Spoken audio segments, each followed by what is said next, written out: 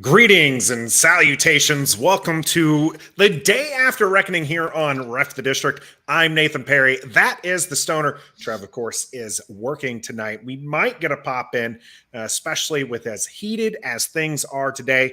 Here on Day After Reckoning, we do take a focus and look at the Washington Commanders play from the day before. But there is an additional topic that's going to have to get talked about, and that is Ron Rivera's presser today. Now, normally I don't think they do a Monday presser, right? But because it's Thursday Night Football, I think this week is kind of shortened a little bit. But he had some choice word to say, not necessarily words. There was some extra words said after the fact, but he did have a choice word to say. So we'll be going over that, as well as the Washington's loss 21-17 to the Tennessee Titans at home, a game where they were 2 yards away from winning it and failed to punch it in. All that's going to happen here on the Day After Reckoning. I got to get through the sponsorship messages, but so let me get through that real quick. All right, I definitely want to So we are sponsored by Pacers Running.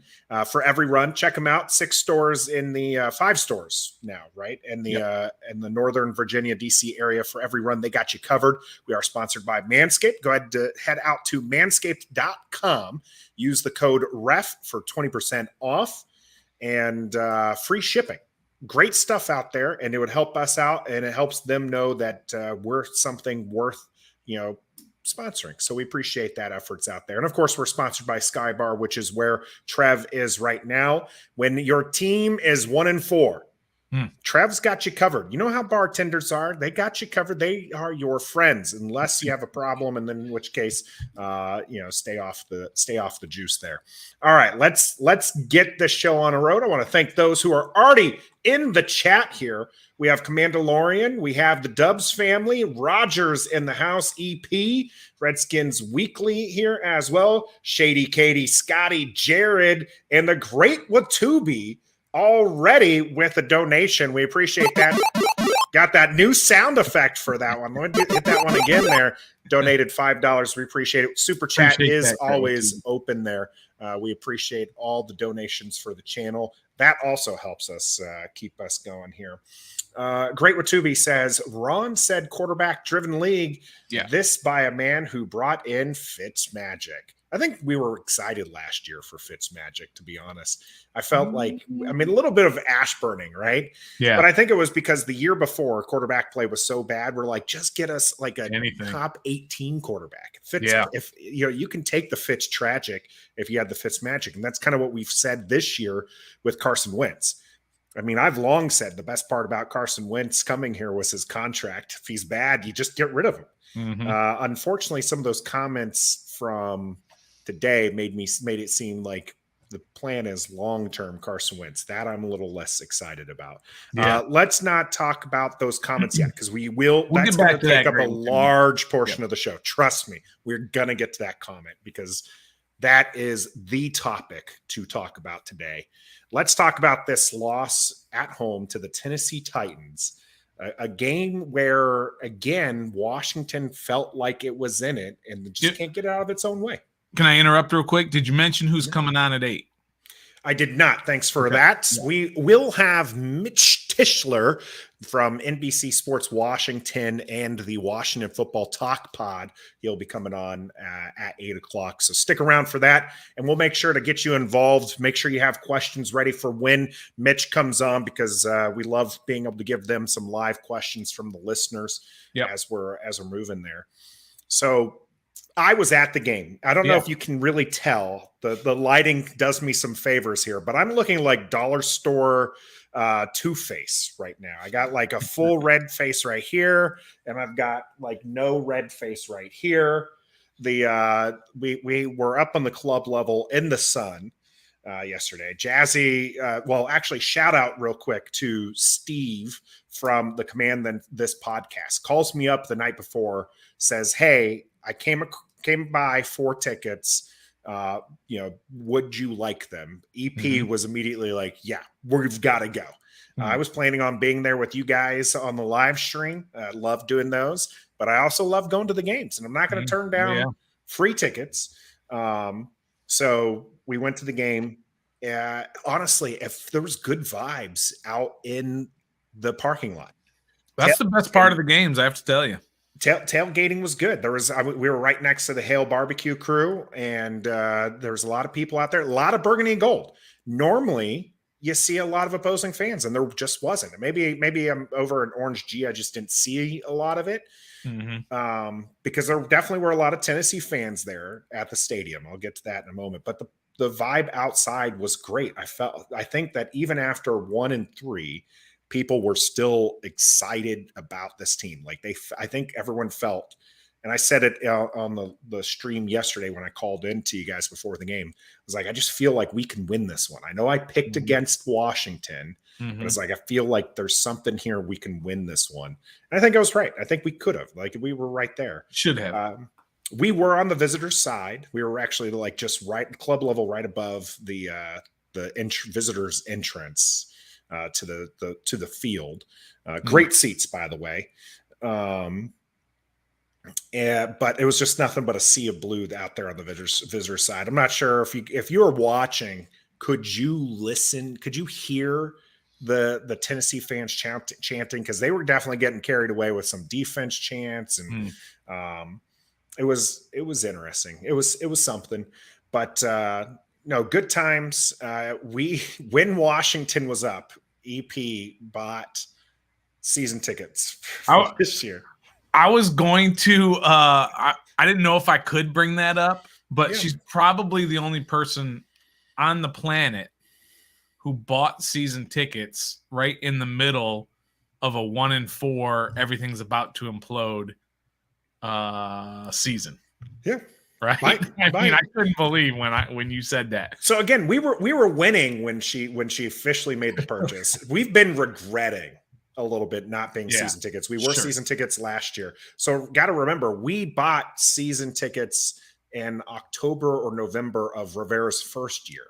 So when they weren't good that year either. And then we had them last year. We skipped buying them this year, but we wanted to, we like going to the game. So we decided to, we've been talking about it. And while we're at the game, she goes ahead and pulls the trigger, and then comes back down, and then chaos happened.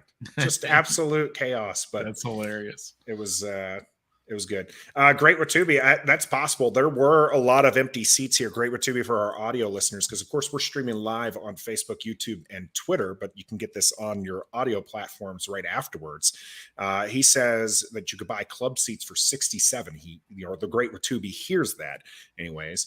And it's possible. We came by ours by free. Again, thanks to Steve from the Command This podcast. Make sure you check them out. He came by them free too. They're vet tickets, and it was good.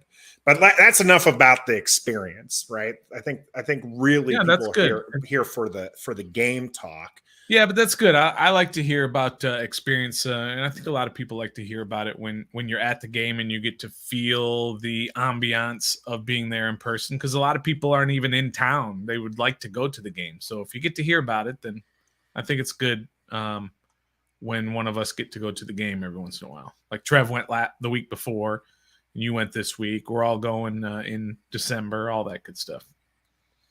Yeah. So how did you feel about the game? Let's overall, if you just had like one word to describe this game, what would that one word be? Oh, wow. Setting me up here. One word about this game. Just the one game. Just the one word. I'm going to have to do 2 words. Maybe we hyphenate it. Lost opportunity. Yeah. That was a winnable game. That team on the other side, Tennessee, garbage. They are a horrific football team. I know they're 3-2, whatever. They are not a good football team. They're one-dimensional. Their quarterback, I used to be a Tannehill guy. I'm no longer a Tannehill guy. He was bad. He I don't know what to say about Tennessee.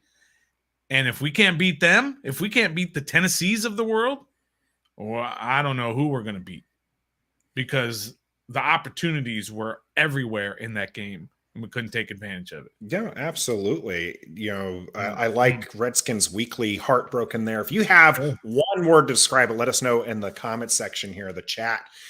Great Watubi with almost. They were right there. They were right there. By the way, we were on that side of the field. Oh, so really? You were in that end to see it. And I would say disappointing. That's my one word for this is you're right. They had every opportunity to win, largely if you look at it and game flow was kind of erratic, I'll say. But I mean, if you look at it, defense did its job again. Tannehill had less than 200 yards. Yeah. You held Derrick Henry to 102 yards rushing on a the first half average. He was gashing. There was definitely some gashes there. Absolutely. Killing him in the first half. But that's, but the thing is, Stoner, was like overall the game, like you were able to control it. Yeah. It was so on the defensive side of the ball. I mean, you had 3 sacks. You had, 6 pass defense. You have. Are we done about the first half or the second? This is throughout the whole thing. 5 sacks. ESPN's listing 3 sacks right now. No, they definitely had 5 sacks. All right. Well, it's listing 3 sacks right now. That's all, Oh, sorry. You're right. You're on the other side. Yeah, that's right. Yeah. Defense had 5 sacks, 7 tackles for a loss. So, I mean, they were right there. You're right. I was looking at the wrong side. You only gave up 3 sacks, which is surprising because it felt like a lot more. Yeah. Felt like a lot more. 7 QB hits on that. Let's talk about the first half, first of all, right? Which, like you said, Tannehill was doing absolutely nothing in the first half. Derrick Henry was just plowing through us, going left, going right, making moves, running over guys. He was unbelievable in the first half. And they controlled the clock. They controlled the line of scrimmage on that side. But defensively, Sweat was just murdering people out there. He was running guys over. He was going around guys. He was hitting the quarterback. He was sacking the quarterback. He was chasing down Derrick Henry. Sweat was a beast in the first half. Absolute monster. And then I don't understand this freaking clock management in the first half. When you had this team at first and goal at the 7 with about 50 seconds left in the first half, and you stopped them for like no gain, whatever it was. I'm probably getting a few numbers mixed up or whatever. You called timeout. Why did you call timeout defensively?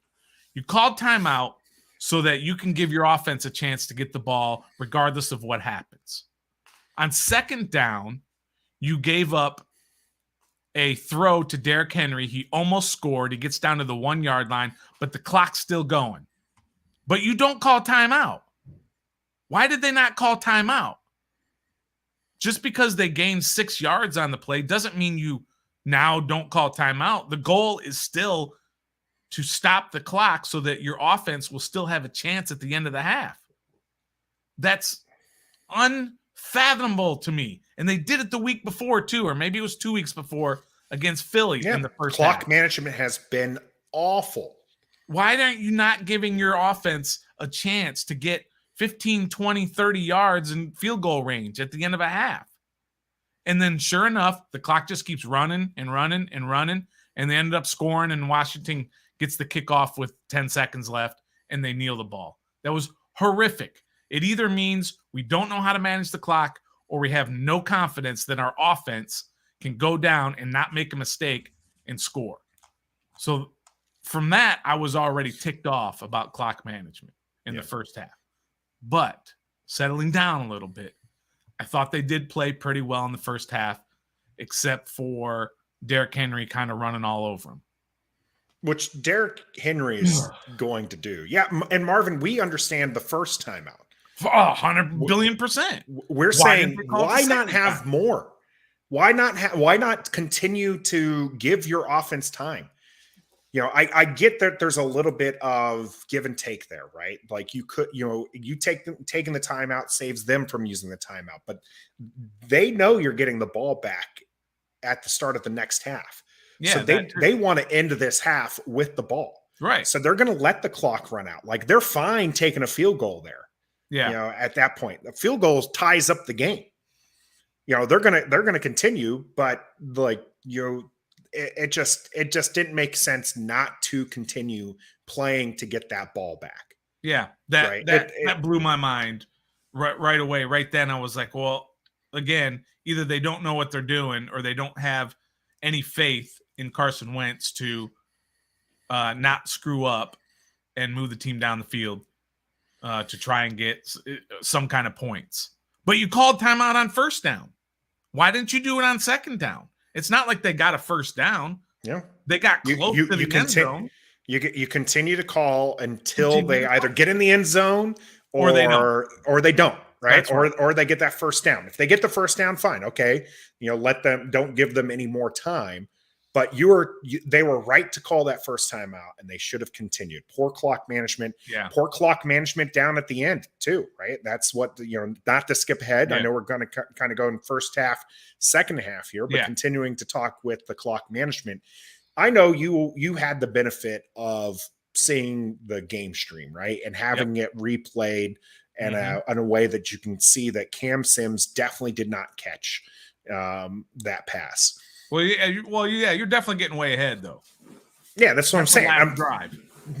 That's the clock management, though, is what I'm getting to. Okay, so he loses a timeout. That last drive, they only have the 2 timeouts, and they end up down at the 2-yard line, and they're kind of forced into a situation where they have to pass. Yeah. Because if you run and you're short, you're not going to be able to set that ball back up to give your offense another chance. So now there is arguments that you could have done a QB draw or something like that, but you put your team in a position where they ended with no timeouts because you had to burn them earlier.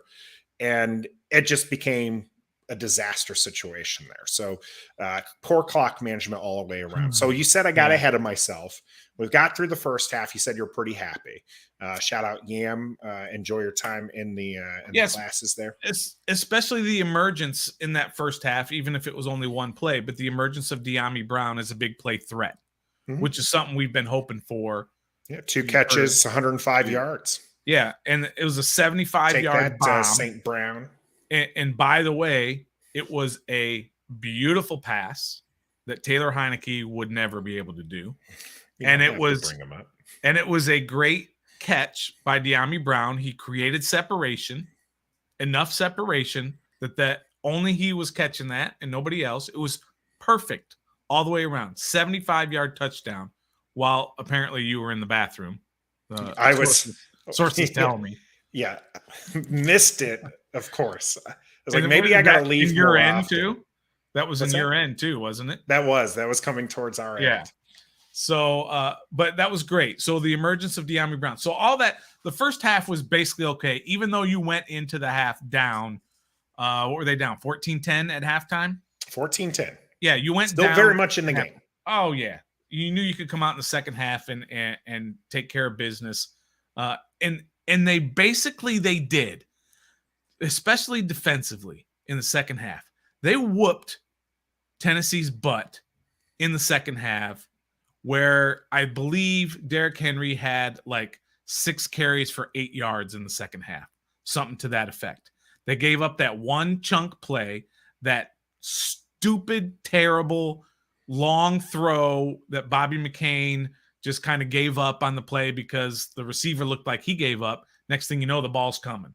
Those are the type of plays that kill this team, those big chunk plays that should never happen. But they kicked Tennessee's butt in the second half. Yeah. I mean, even that play, it looked like we had Ryan Tannehill dead to rights. Yeah. He was being hit as he threw. Yep. And it got away further. Great Ratubi with another donation here. We appreciate it there. All of our coaches are bad at situational football that take too long to adjust. And I think that's been the name of the game here with all 4 of these losses. They're just not taking, that Philadelphia game, that first half was rough. Yeah. And you kept seeing the game plan was 7-step drops, and that just wasn't good. They make some adjustments later. Yeah. The Detroit game and the second game, you gave up 22 points. You scored 0. You come back in the second half and you score 27. Problem was you started at negative 22. So that didn't do you any good there. Yeah. The Dallas game just kind of felt all around bad, but again, the adjustments were a little bit slow there to get your people open, and that was continuing here in this game. It's just not clicking. But I thought not clicking. Right, but they definitely are slow to make adjustments. But they do make adjustments. Maybe not all the adjustments that we as fans are sitting here screaming at. But they do make adjustments. Again, in that second half, after Henry was running all over them, they made adjustments. And Trev and I were watching every time Henry would run. There was literally 9 guys in the box to start with. And by the time they tackled him, there were 10 guys, 10 commanders standing around, or, 4 or 5 of them on the ground and 4 or 5 of them standing right next to Derrick Henry. They made adjustments. They said, Derrick Henry is not going to beat us. We're going to make Tannehill beat us. And he couldn't, other than that one dumbass play where he very fluky play. Yeah. And then also the play where I believe it was either Sweat or James Smith-Williams had Tannehill wrapped up, and he still somehow got off a toss to their running back, not Henry, the other guy who I didn't bother to learn his name. And then that play, those were basically Hilliard. Yeah, Hilliard. That was basically the only 2 plays they made the entire half, and they only scored 1 touchdown in the second half. And it was because of that crazy fluke play. So defensively, they made adjustments. And they said, stop Derrick Henry. And they did. They busted that offensive line. And you can say Tennessee sucks. Yes, they suck. But you still have to take advantage of it. And they did. And so I thought that part of the game was good. And again, offensively, you got De'Ami Brown involved again. And maybe this is blasphemous at this point. Or I don't know how you feel about it, Nathan. I thought Carson Wentz, let's not talk about the final 3 plays yet. Up until those final 3 plays, I thought Carson Wentz was very, very good. Close to excellent. Ooh, I don't know that I'd go excellent. Go back and watch all his throws. His throws were so good. Not all of them, but not every quarterback. That's what I'm saying. It's like when you're saying close to excellent, like I really feel like that's too far. He was good. He was, for the most part, the Carson Wentz that we want to see, right? This is where we said if this defense can hold its own, if they can be, a strong defense, which they have shown for periods, you don't need an elite quarterback. You don't need a top 10 quarterback. You just need somebody who can move the ball. And Carson Wentz was doing that when he had a clean pocket. There wasn't a whole lot of, there was some times where you weren't having a clean pocket. There was but he got out. Some messes. He got out and ran. He got out and made some moves in the open field and got some first downs. Which got the crowd going. We were pretty excited about those plays. He had that little shovel as he was getting in trouble, and he flipped it out. Worried about that one. Yeah, right. But I mean, he was throwing darts all over the field. Yeah, he had some misses, of course. But on the very first series, he threw a dart to Curtis Samuel, who dropped it. Okay, if you watch the replay, it was just like this, right to him, and he dropped it. Okay, that was on Curtis Samuel. Guys didn't drop very many after that, but he was throwing darts all over the field, down the field too, like we hoped that he would do. These were not little tosses here and there, a little screen pass, a little bubble screen. He had 1 or 2 of those. He was throwing missiles right into guys' chests all over the field, especially on that last drive. Yeah. And so let's get to that last one. Absolutely good there. DMV Mess Hall bringing up the fact that he threw a block. That was true. Yeah. I was a little worried about that block too, because I was like, you don't want to see Wentz go down, but it's good to see him. You want your guys to get out there. That's what you want to see. And they just came up short. I think another reason why I wouldn't necessarily call Carson Wentz excellent on the day is the team did only score 17 points. Yeah, for sure. I mean, yes, I get that. They did only score 17 points, but I just thought that overall his play was excellent. I mean, if we were playing Carolina and that the now fired Matt Rule, you would have astronomical odds of winning the game, right? Because I think he's like 1 in 97 or something like that. When obviously not 97, but pretty horrendous when the opposing team scores 17. But normally, 17 points isn't going to be good enough to win the game. Mm-hmm. Your offense needs to put points on the board, and that's one of the things. And I'm not putting that all on Carson Wentz. I'm just saying that I'm not going to consider him excellent or even close to excellent when he only puts up 17 They should have scored 24. Yeah, they should have. They should have. So do we want to get down to that part now? Yeah, let's get to it real quick because we got Mitch Tischler coming in here in the next 5 minutes. We hope that he'll be in here. I did want to give a quick shout out to Authentics in here. He says he's feeling for us, been losing some tough ones. Appreciate you popping in here, Authentic. We talk about it every week. Usually the Beard pops in as well. They have a great show. Go check them out on YouTube. Authentic and the Best Beard. Television show, not on television. Yep, fantastic. We love those awesome guys, and go check them out. Subscribe, hit them up on YouTube as well. But yeah, let's get to that last drive. First of all, it started off with the inability of Dax Milne to catch the punt. Okay, that rolled 20 yards down the field. That's right. Matt Rule is probably going to be the next coach here, right? No, so so that puts them already in a hole. But they had plenty of time. There was like 4.5, 5 minutes left in the game to move down the field. And they did move down the field. Again, if you watch Carson Wentz on that drive, he was throwing darts all over the field. The one thing that I thought was a little bit of a precursor to the end of the game, they got 9 yards on first down. This was early in the drive at like their own 20. Might have been the very first play of that drive. They got 9 yards and they had a 2nd and 1. And you know what they did? They threw the ball, then they threw the ball twice without completing it. Then on 4th down, they had to run it and they barely made the 1 yard. Okay? But they made it out. Yeah, and then they moved down the field. And then let's talk about before they had the 4th down. The 3rd down play was that one that you talked about with Cam Sims, which was the throw to the sideline, which everybody, I don't know if you saw it there in the stadium. Did you know it was not a catch? No, we thought it was a catch. Okay. At the stadium, and I commented it. I hopped into the chat for that one. I said, at the stadium, we think it's a catch. Yeah. So I think you would have probably heard the crowd groan if Ron didn't throw the flag because it looked like a catch to us. Now they show the replay that they were showing us. Mm-hmm. Obviously it's to keep us in the game, right? So they were showing the one where it looked like a catch. In the end, I think you guys had a better. I went back and I watched that part of the stream. Yeah. You guys were telling me, you guys were saying it was clearly not a catch. Clearly, not even close. And yet somehow, now you have to also remember this team is on offense. Okay. And also, it was a play that went out of bounds, so the clock was stopped. So there was no urgency that Ron had to throw the challenge flag.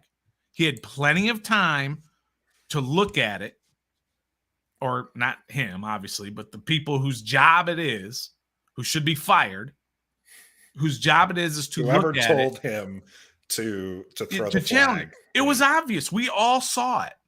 And so he had time. It's not like, remember the Philadelphia game where he threw it too late, right, on that Devontae Smith catch down the sideline? Mm-hmm. He threw it too late. Well, when he threw it too late, Philadelphia had run up to the ball, up to the line of scrimmage and got a playoff, and then it was too late. That's almost understandable. But on this play, they were on offense, and he threw it too late, and they were unable. I mean, he threw it too late. He threw it when he didn't need to, and he had plenty of time for them to look at it. Yeah. And that timeout changed the entire complexion of the final 3 plays down there at the goal line. Because we all talk about whether or not they should have run it, and we all have differing opinions on whether they should have run it or not. But we'll get back to that after our guest. Yep, because we do, in fact, have a guest here on the Day After Reckoning. We have from the Washington Football Talk Pod, a Terp alum, and from NBC Sports Washington, the one, the only Mitch Tischler coming in here. Appreciate you coming in. Let me get the clapping sound here for you. Yeah, let me get that off of there. There we go. There we go. We'll move you up to you have the big screen here as well. We appreciate you coming on and joining us here on Ref the District's Day After Reckoning.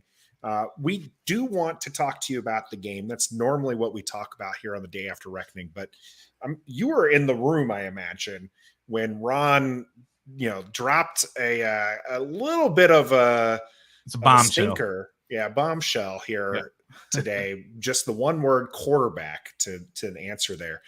What are your thoughts on his response initially, and then him trying to clean it up a little bit afterwards when you all gave him the opportunity to? But wait, before you answer that, Mitch, can I play it? Please. I'm going to play that clip real quick. Just the first part where he answers the question and the answer. Here you go. And John's question about the Giants, they're up to a faster start. The Eagles, the Cowboys, they've kind of all been rebuilding too the last couple of years, and it seems like they're farther ahead. Why do you think the teams in the division are farther ahead at this point? Quarterback.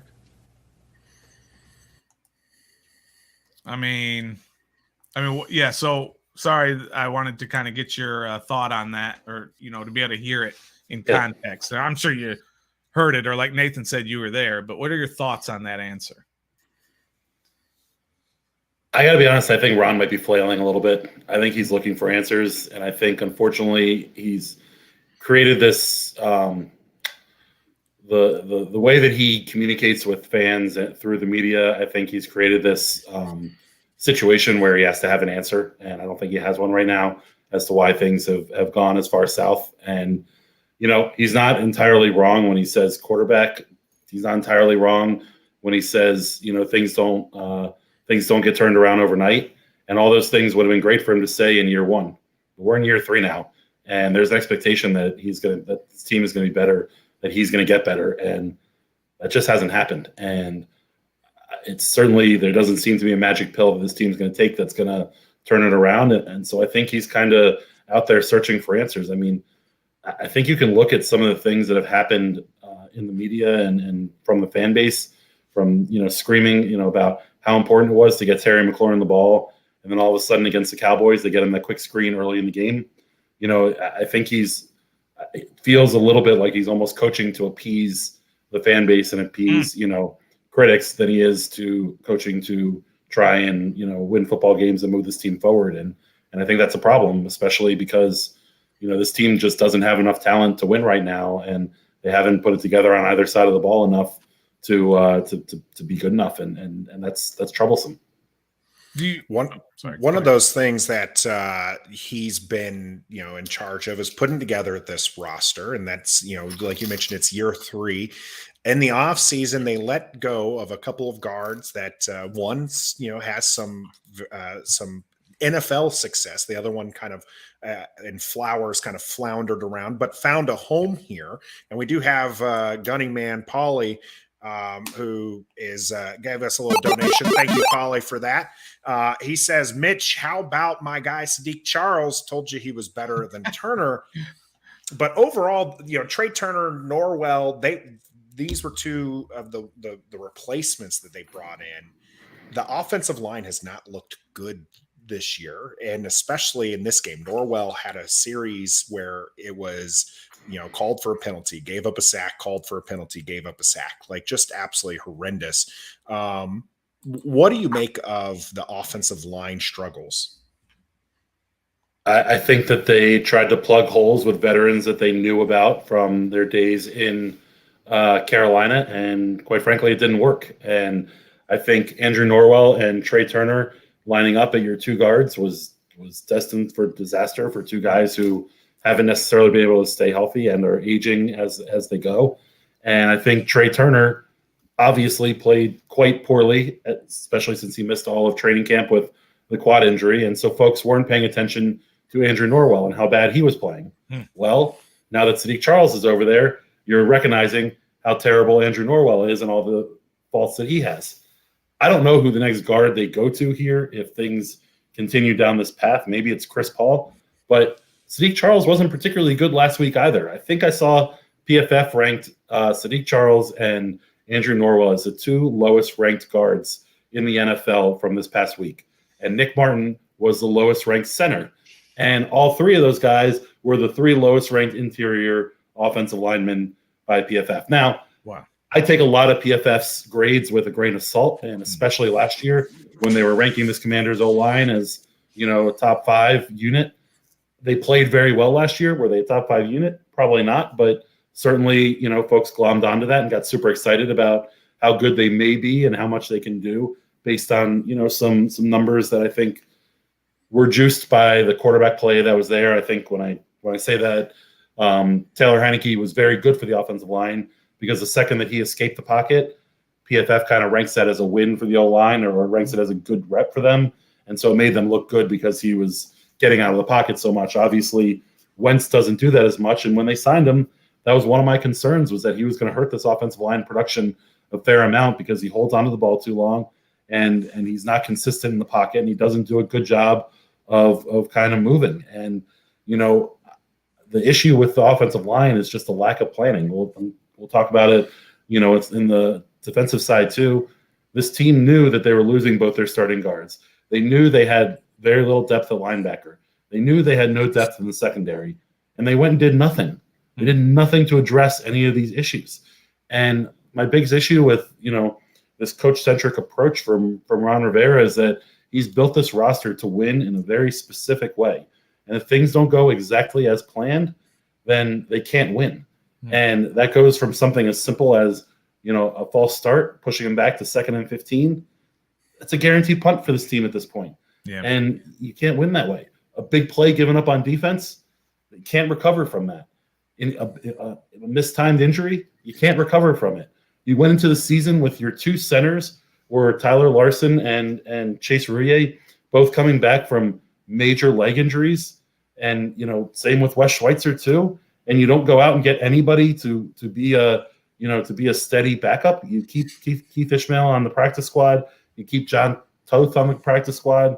You don't really go out and sign anybody. And then all of a sudden things go bad and you're throwing your hands up. Oh my gosh, I can't believe we're so injured. How did this happen again? It's unbelievable. And that's a problem. You can't build a squad that is completely torn down by 1 or 2 key injuries, by 1 or 2 injuries, not even to necessarily the biggest name players on this team. And I see your guy, the great Watubi, wants to move Cosme to guard, and maybe that's a spot for him potentially in the future. Maybe for this season. You're too thin along this offensive line across the board. Yeah. And I guess you can go Cornelius Lucas and Charles Leno and move Sam Cosme to the inside. But do you want to hinder Cosme's growth if he's, maybe one day going to be your left tackle of the future and he's, getting these reps at tackle now? I don't know that I want to, move him inside right away. We heard for years how Jake Gruden talked about Brandon Sheriff, moving inside. Obviously, he was a very good player, but at the same time, you don't draft a guy that high to move him inside. And so if they were in a position where moving Cosme inside would help them win games this year and help them win meaningful games, would help them get to a point where they're playing for a playoff berth or to win the division, I'd be all on board with making a move like that. They're 1-4. I don't know that I'm making moves that hurt the future, that don't help you as you look towards the future. Yeah, that's great insight, Mitch. We appreciate that. The one thing I kind of want to focus on a little bit also is that at the end of that clip that we showed earlier that Ron said, what these other teams have done a good job is developing a quarterback, having a quarterback in the system and bringing them along for a few years. Even with Cooper Rush, he's been there for a few years and in the system and all that. But was it not Ron Rivera who said when he got here that what he wanted to do was build a team and then drop a quarterback in a la Buffalo, right? What they did when they built a team and then dropped in Josh Allen, and look where they are now. That's what he did. Is it fair to say that he basically, I don't want to kind of pin something bad on him, but that he basically just says whatever he wants to say in order to get out of that press conference alive? I think he believes that he wants to build I think he believes that that plan of building a roster and dropping in a quarterback is ideally how he wanted to build this roster when he got here. They haven't done that. Even if Carson Wentz was a great quarterback, they haven't built a roster around him. Yeah. You have some more skill players. You have some better skill players that they've had in the past. When you look at Dotson and McLaurin and Samuel and those guys, but the defense is as bad today or worse today than it was when he got here. And the additions that they have made have proven to be poor. I mean, your highest paid player on defense, William Jackson III, depending on who you ask, got benched or asked out of the game, depending on which one it was. Either way, it's not good. And either way, he's been burned, to shreds all season. So his discussion about what he wants to do at quarterback and how he wants to build this roster are all great theoretical things. In reality, this roster is, probably the same talent level it was when he stepped in, and that's a problem. I mean, they have made some more dynamic players, which is certainly an upgrade, but as a whole, it's not much better. And we're in year 3, and it's not going to change overnight. But if it hasn't changed in 3 years, what does 4 years mean? What does 5 years? At what point do you get to a point, where it does make the turn? Because he's brought in all of his own guys. You can look down the roster and there's 5 players that are still on the roster from before he got here. Yeah. Tress, Montez, John Allen, Deron Payne, McLaurin, yeah. And Chase Roullier. Chase Roullier, yeah. So, I mean, there's a handful of guys, but the point being that 40-plus players are new to this roster, and were Ron Rivera's guys. Yeah. Now you brought up the William Jackson situation where he says that he pulled himself out. Ron kind of said it was a benching. Up until this point, it seems like the team is still pretty unified, and I think that Ron's chances of staying kind of hinge on him keeping the locker room. Has there been some angst with that? I mean, the Jack Del Rio, Ron have called out Jamin Davis. There was the post. We're told that was a misunderstanding with Jamin Davis. And now this William Jackson, situation where the player says one thing, the coaches say another. Is there a rift starting to kind of, form there? I don't think there's a coach-player rift per se. I think there's a lot of frustration about losing. And I think it's not just losing, because you can lose a football game and feel okay about yourself. The way this team is losing is bad.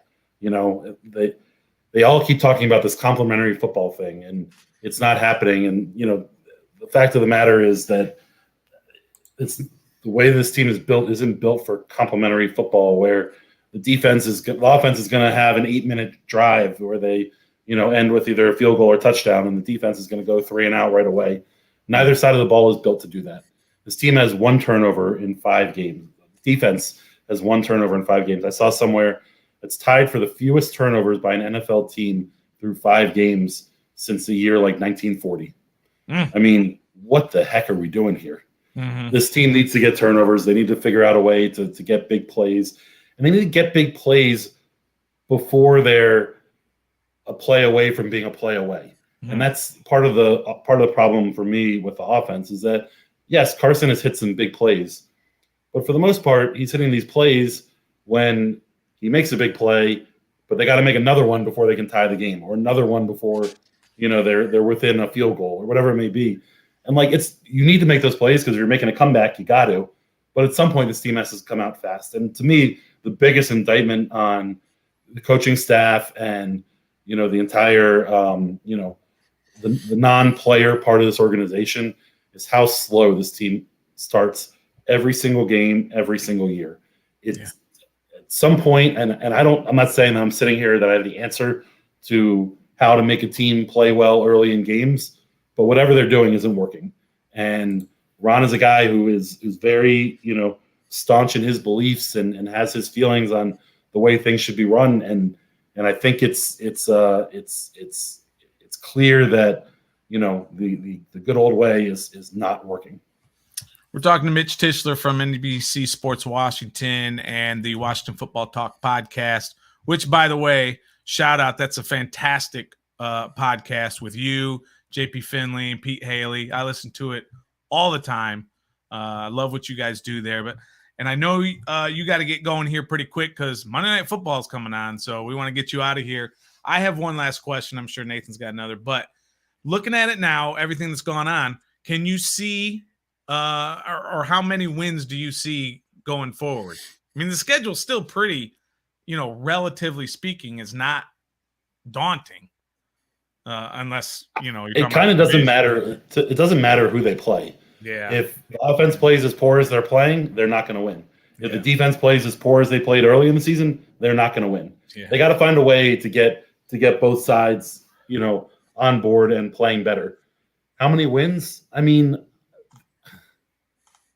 I know it might sound too optimistic if I say 6. Yeah, but I think they can. I think they should be able to win 6. I'm with you, Mitch. But any number that's not, you know, whatever. Any number that's not, because if Taylor Heineke can win you 9 games last year, right, and you have a quote unquote upgraded quarterback, you got to get more than 9. You got to get at least 9 or get more than that, and it's not going to happen. Like, we're 5 games in, and you can tell that it's more than likely not going to happen. And most Ron Rivera teams have made a run in the kind of the middle of the season to get back into it. But I look at those runs the same way I look at the big plays on offense. They make a big run to need to make another run to get to the playoffs. You know, it's never, they never get out in front of themselves. They never get themselves in a good position where they can build off of. It's always they're scratching and clawing and trying to stay in these things, and it's not good enough. Yeah. Yeah, you mentioned one of those stats earlier. Here's another one from Jake Russell. Washington now has 4-game losing streak in 5 straight seasons and 20 of the last 30. Definitely a lot of negative here as they've lost those 4 games in a row. And before we lose you to Monday Night Football, Mitch, we want to say thank you for coming on. And could you just give us a little bit of hope for the rest of the season? I know it's negative, a lot of negative thoughts as we're talking about this loss to Tennessee that was right there for the taking. But is there a positive that we can hold on to for the rest of the season? Yes. You want to name it? It was no question. I did ask a yes no question. That is poor on me. No, that's okay. What would be? I think you got to be super excited about Jahan Dotson.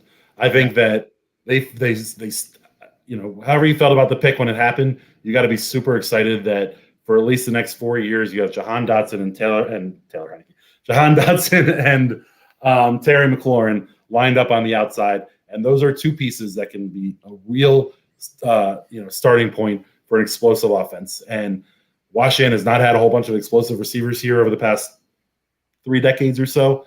So it's nice to look and feel confident that you have 2 guys that you know can do it. Now, hopefully they can find someone who can get them the ball. Absolutely. All right. Well, that is a little bit of positive. Thanks for correcting me on my yes, no question. I get on Stoner on that one all the time. Right. So it's good to get a little kick in the pants. This team needs a kick in the pants, and maybe Mitch can help us out with that. Make sure you check them out on the Washington Football Talk Pod and NBC Sports Washington. Thanks for joining us here tonight on Ref the District. Mitch Tischler, everybody. Appreciate you, Mitch. Absolutely. Thank you, guys. All right. So always a pleasure to have some of our beat reporters come in. We will have Trev, I'm being told, popping in here in a little bit. So that'll be exciting to have him here. In fact, there he is. He's popping right in. Right here. Popping in right now. Some positive. Scotty says, I was happy for De'Ami Brown and never cheered so loud before. Yeah. Really exciting there. That was great. Like it got the crowd pumping. I'm really mad. I missed the first one. I can't believe he was in the bathroom. Poor timing. Well, it's not like you could have expected anything like that to happen. Oh, yeah. 75-yard touchdown. Never going to predict that one coming. Here is Trev, folks. He's here. Trev. What up? Trev, thanks for joining us. Yeah, no problem. Yeah. Thanks for having me. So tell us a little bit about your, what your site and your podcast and all that, and Oh, Trev's our guy. Oh, it's Yeah, what's up? Yeah, hey, what's up? I represent the District Podcast and football. I was kidding. Go ahead. What's up? Well, we had gotten down to before Mitch came on, we had gotten down to basically that final drive, the final couple of plays, the first and goal, and then we kind of interrupted a little bit to talk to Mitch. Mm-hmm. You want to just go from there? You want to just go down to that? Let's talk about that last drive. Specifically those 3 plays at the goal line. And then I definitely want to talk more about the quarterback comment from Ron Rivera. Oh, for sure.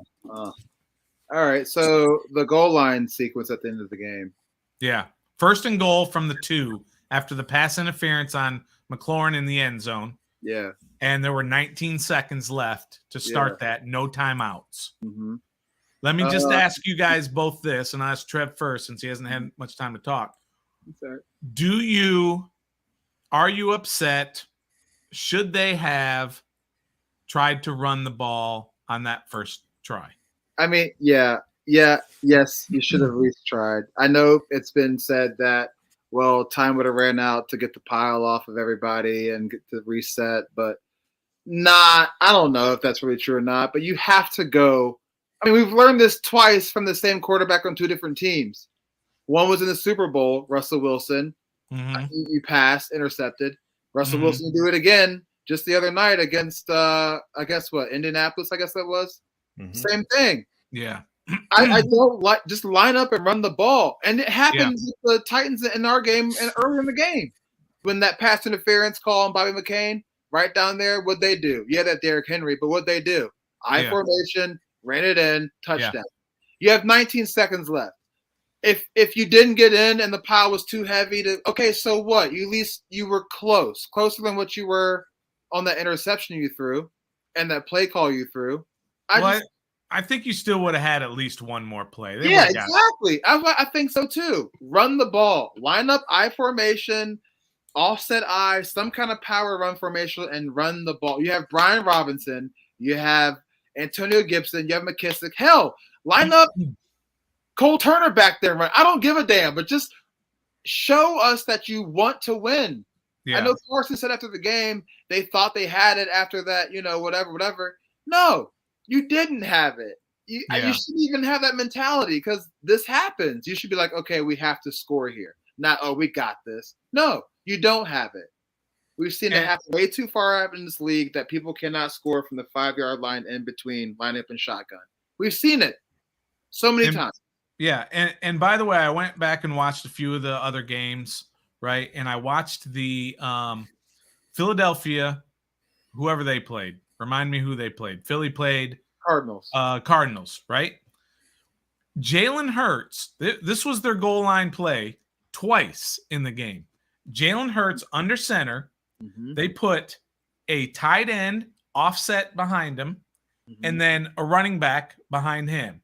Mm-hmm. They snapped it, and he snuck. And you know what they did?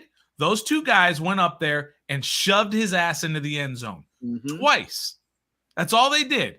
Mm-hmm. They snapped it. That was those 2 guys' job from behind was to sit there and push them. That didn't used to be legal. It is legal now. And that's all they did.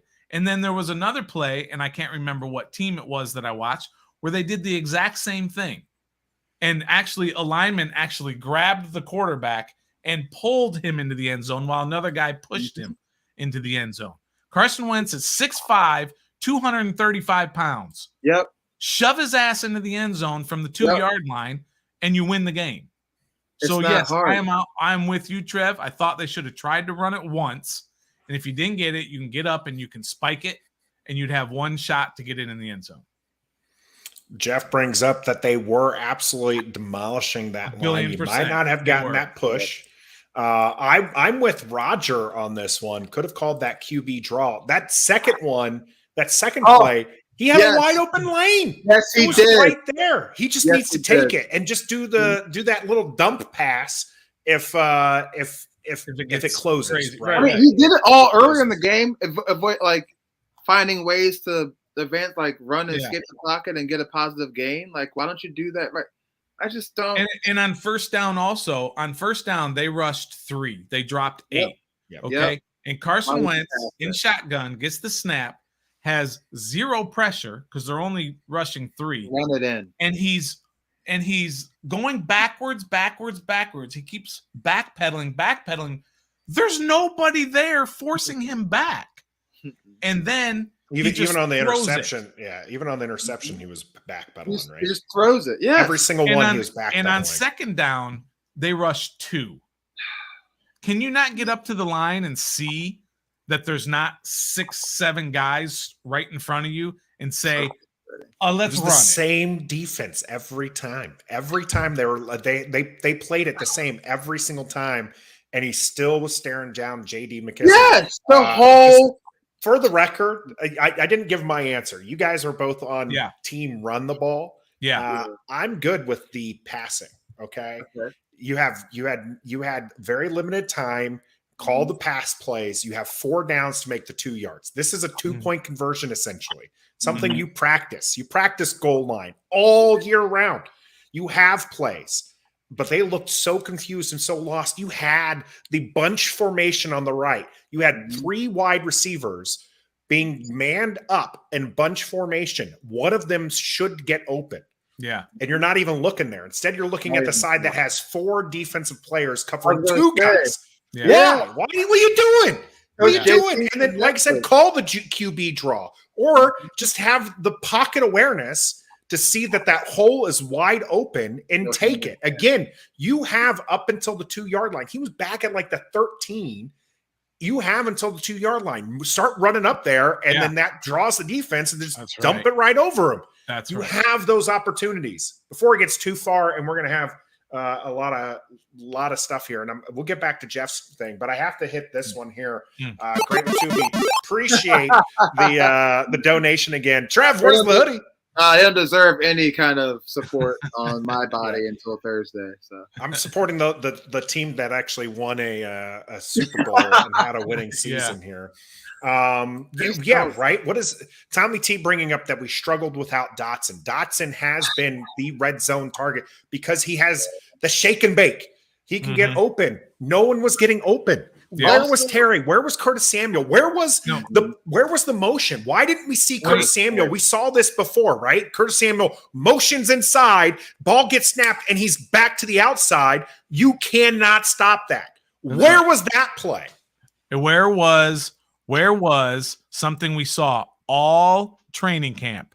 Where was your 6'7" MF tight end that all you did in training camp was throw lobs up to your 6'7" guy, killing dudes in the end zone where he wasn't even on the field?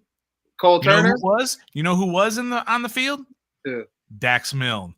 One play. He played one offensive snap. Yeah. And it was on a 2nd and goal at the end of the game. Why you put Cam Sims in there? Why wasn't Cam Sims in there? That's what I'm saying, bro. We can sit there and say, yeah, Carson made it bad, whatever. But no, it's more than that. It was a lot of not right. The play call was not right. The execution was not right. Yeah. I mean, I sent you guys that in the group chat. JB, the old Last Chance U coach, broke it down in layman's terms. And he's exactly right. I'm sorry, Terry. It's no discredit to who you are as a person, as a player. But in that particular route, you ran it wrong. It was piss poor. You got bumped off the line so easily. Yeah. And then Carson Wentz, you stared down McKissic, and he's right. That might not even been a touchdown if he completed the pass. He was definitely going to get tackled short of the goal line. It was all around a disaster. Yeah. It was just a combination. Why not feed into it? You started the game getting the crowd pumped up with Brian Robinson's introduction. Why not just put him out on the field? Even if it doesn't end up in the storybook, he runs it into the end zone, scoring a touchdown 6 weeks after he was shot, at least it makes the defense think about it. Why the hell, and I know you probably already mentioned this, why are we not using Gibby the way we did week 1? You're right. They did include him in passing a little bit more. He had 4 targets, 3 catches, 4 targets. Nathan, I asked this during after the broadcast. Do you think they featured Brian Robinson a little too much because of his special day, or you think it was just the right amount, or they didn't use him enough? I would say that they didn't right do now. they didn't stick to the running game. I mean, they Well, ran they the couldn't. ball. They They ran the couldn't ball run the 17 times. I mean, it Yeah. wasn't successful. Yeah. And I don't know if you guys talked about this. I know I'm late. Andrew Norwell, or as somebody said in the comments last night, Andrew Notwell, that's how we should refer to him. Yeah. I'm done. I'm done. That's good. I'm He done. looked bad. Did I'm you see done. the play where he was His legs were flat-footed? locked straight. They weren't even bent. He was standing straight up. Yeah. I mean, he looked like he was giving his grandma a hug and not trying to block an NFL lineman. 9-year-old Gavin could have pushed him over Easily. in that position. One-handed. Yeah. It's crazy that an offensive lineman, experienced offensive lineman, is doing that when he's got that was Autry, I think, that was over him, a very good defensive tackle on the other side of him. But like when Mitch came on, he talked about how Andrew Norwell was the lowest graded PFF guard in all of football, in the entire league, the lowest rated left guard in the entire league. Sadiq Charles, who we didn't really notice because Norwell was so bad, he was the lowest rated right guard for the week, and Nick Martin, the lowest rated center. That's your interior line. And that's the lowest rated interior line in the entire NFL this past week.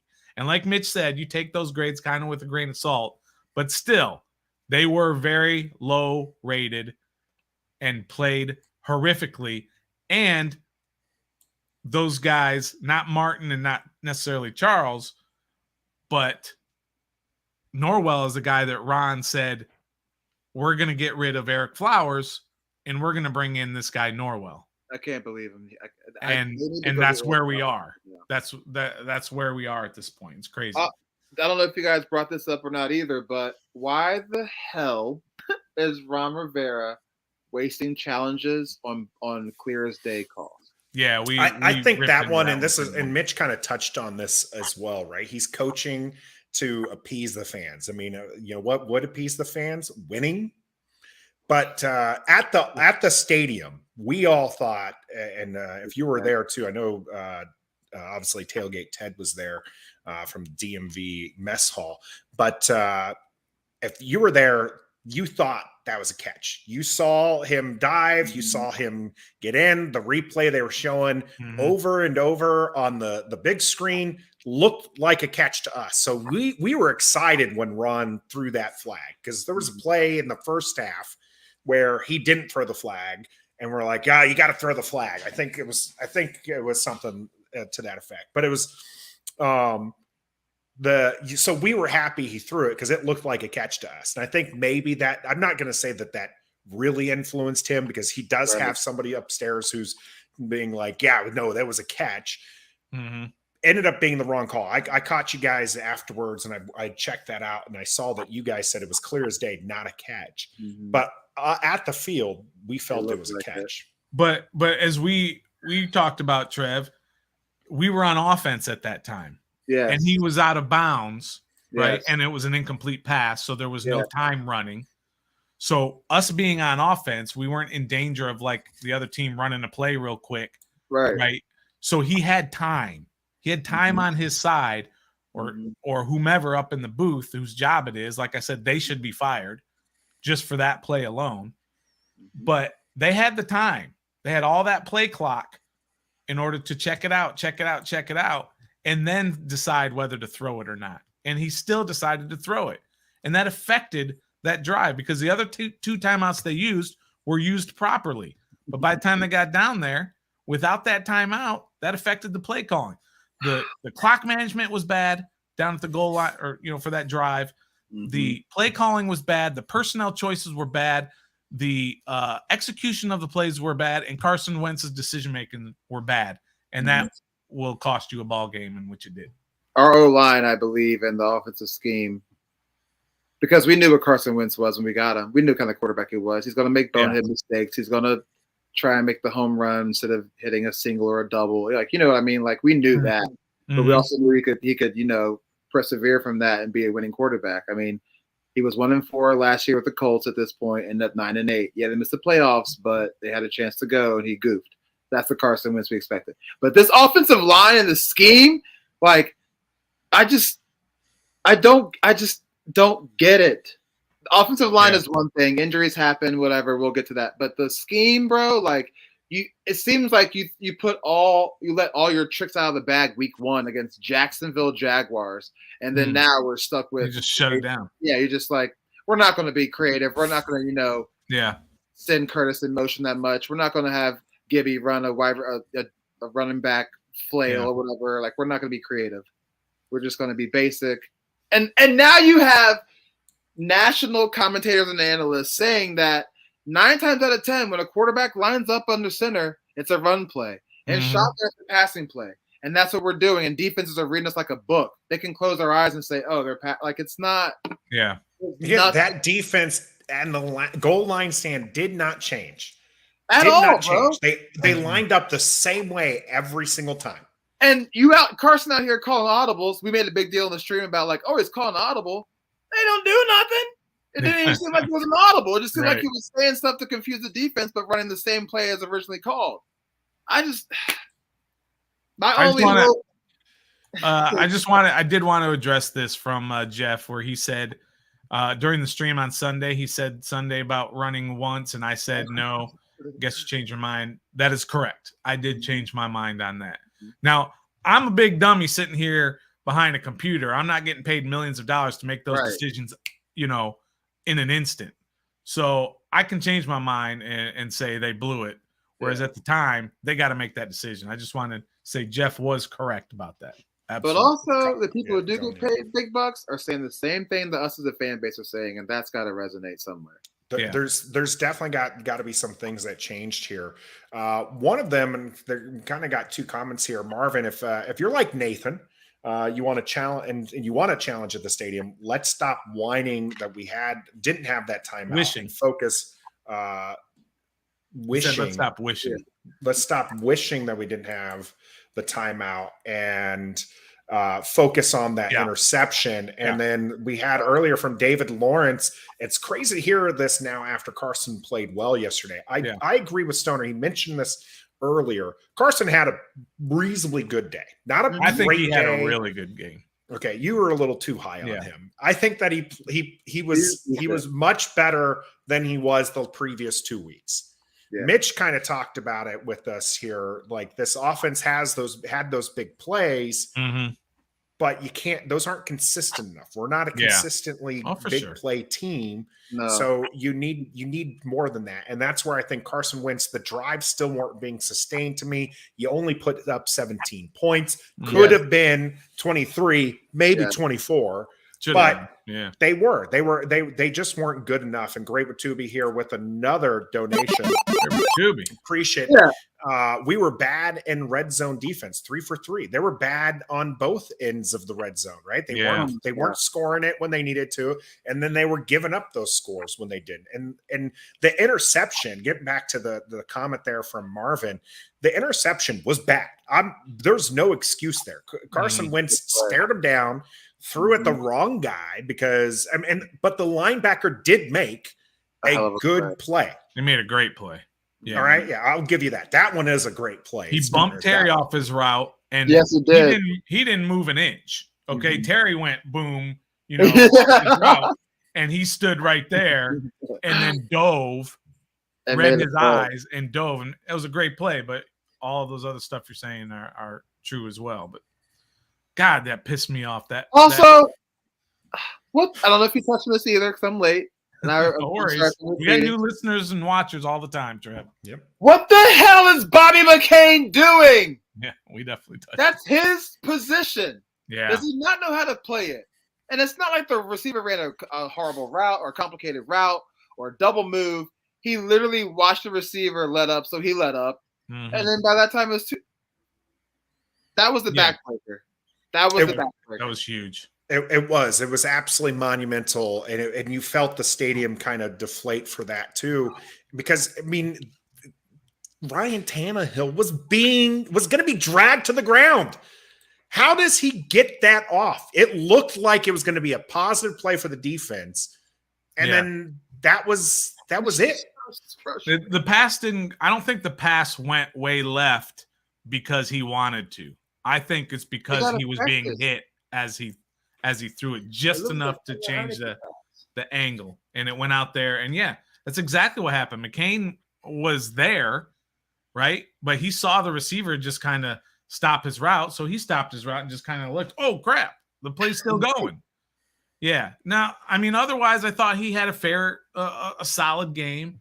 But I mean, those things are, like you said, Trev, it's a backbreaker when that happens, and they're right down there. And then all they got to do is give it to Derrick Henry, and he's we just scored.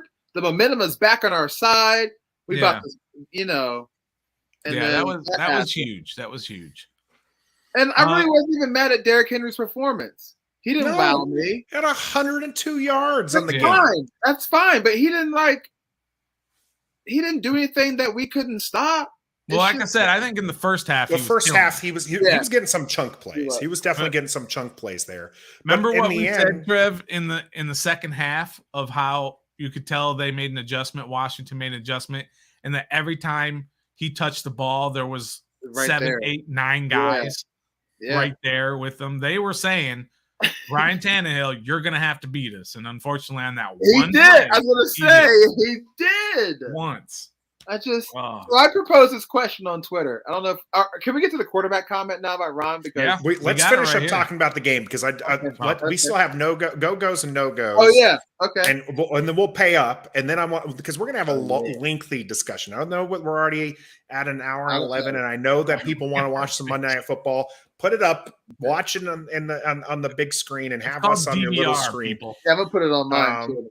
But let's go ahaad and get to our go-goes and no-goes here for this game against the Tennessee Titans. All right, Stoner. I haven't thought about it, but you haven't thought about it, Trev. You got a go for us? Oh yeah, it's an obvious one, but I'm gonna think of another one too at the same time. The obvious one is Brian Robinson. I mean, the man got shot less than 2 months ago, and he's playing an NFL game, almost 10 carries, whatever. That's incredible. He's a go-go. Outside the obvious, I would probably have to say Cornelius Lucas, that the tackles on the offensive line. I will say that because I think so. The pressure came from interior. Leno on the left side was great. Cornelius Lucas had that one false start, but by that time it didn't matter because we were already lost. And he did great. Their pressure couldn't come from the outside. So I think, and normally it does, especially after last week, Sam Cosmi had a horrible game, and Leno hasn't had a good couple of past games. So I think those are my go-go's, the tackles. Stoner, do you got one ready, or do you want me to go first? Go ahead. Yeah. All right. Well, I'm going to go with Doug's answer here. I thought Trev was going to say it too. I did too. De'Ami Brown, 4 targets, 2 catches, 105 yards, the 2 touchdowns. This is what we've been wanting to see from him, right? Yeah. This is what fans were expecting last year. You can't exactly get that with Taylor Heineke not having that big arm, not being able to use that speed. But I mentioned it in our preseason talk, and I mentioned it even last year. De'Ami Brown, if you were actually watching early last season, he was getting open. Mm-hmm. You don't have the arm to get it to him, and so then they had to make adjustments, and those adjustments just weren't to his game. And now you bring in another wide receiver, Jahan Dotson, who's just outstanding, and you have Terry McLaurin and Curtis Samuel. He's going to be that 4th or 5th wide receiver. Now, he hasn't really shown much, but he had the opportunity, and he seized it, and that's what you want your young players to do. Happy for him. Way to go on that front. So on that front, I just want to maybe pose a question to you guys. If you want to think about this, you don't necessarily have to answer it.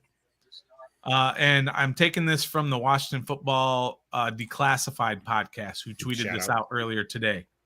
With the emergence of what you saw with De'Ami Brown, right? Did this Washington team make a mistake by drafting Jahan Dotson instead of an offensive lineman? No. Think about it. Instead of offensive lineman? Yeah. What if they had taken an offensive lineman and De'Ami Brown has stepped up like he did this one game? No. This is still one game. He's still only caught 50% of his passes. Yeah, I'm with you. All right. We'll get back to that later. And this argument's already been had, right, with Cincinnati, okay? and Cincinnati did make it to the Super Bowl. They did lose the Super Bowl when they didn't have an offensive lineman, but Jamar Chase was wide open. Yeah. I'm still going to take offensive playmakers. I get it. You can find good offensive linemen. I got that one this time. But I'm sorry, but I'm going to say no. You still take Jahan Dotson. De'Ami Brown, we're still waiting for him. We're not even sure if he's really fourth on the depth chart. He could have been fifth. Cam Sims could be over there. So there's that aspect. I want to Gus Bus bringing up the mini min thing again. That introduction was fire. Yeah. It was great. Like there was everything to love about that. And then they don't run them at the 2-yard line. That's a no-go for you. Let's get to those no-goes. First one up is going to be our man Pauly with the donation here. No-go, can't get right. McCain killed us again. Appreciate the donation there, Pauly. Did we not give you your go-go? I didn't get a go-go. Get your go-go in. Then get your go-go, then get your no-go in. Okay, the much maligned Cole Holcomb was a go-go. I don't know how many tackles he ended up with, but I know I saw at one point he had 15. 15 tackles, 15 11 of those solo. He was one tackle for loss. He was all chasing over the field. He was chasing Derrick Henry all around. So I thought he played really well. Cole Holcomb did yesterday.